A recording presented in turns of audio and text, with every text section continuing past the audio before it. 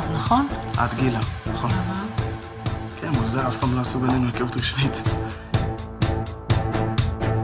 ברוך, איפה אתה? אני ואת זה נגמר, את שומעת אותי? מה?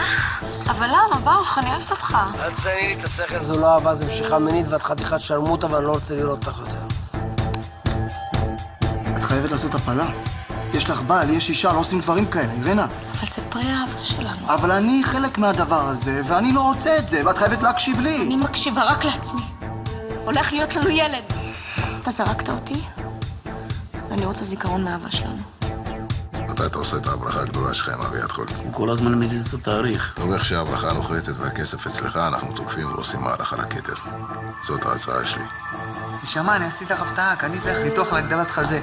אין יותר בי-קאפ ישר לדי.